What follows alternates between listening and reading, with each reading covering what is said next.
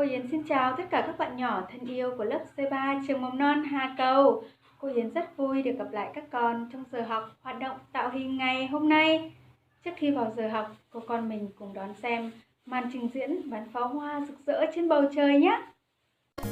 Thật là đẹp phải không các con?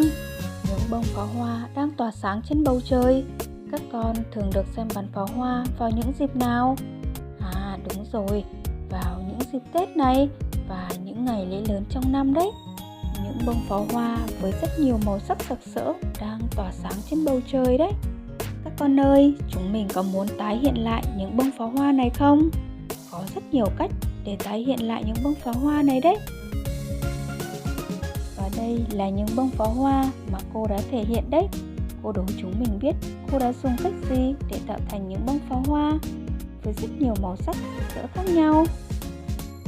Cô đã dùng ngón tay của mình để tạo thành những bông pháo hoa thật là đẹp và rực rỡ đấy. Chúng mình có muốn được thực hiện giống như cô không?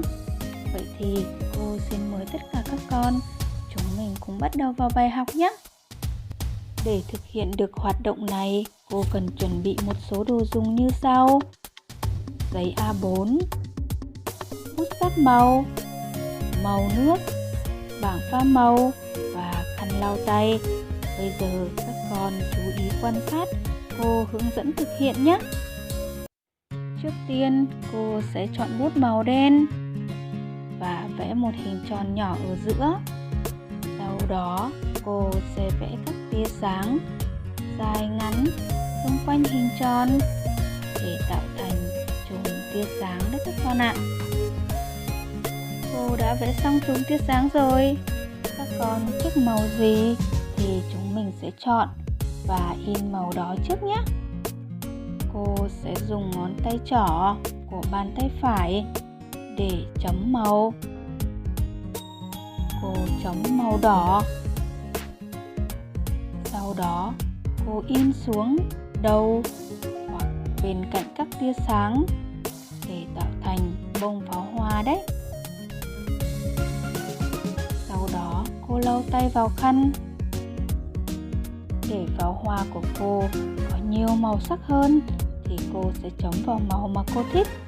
Cô chấm vào màu xanh nước biển. Các con chú ý khi chấm màu, các con nhớ chấm màu xen kẽ nhau để có những bông pháo hoa thật là lung linh nhé. Các con chú ý khi chấm màu xong, chúng mình nhớ lau tay vào khăn thật sạch để không bị lem màu nhé. Tiếp theo, cô dùng ngón tay trỏ của bàn tay phải.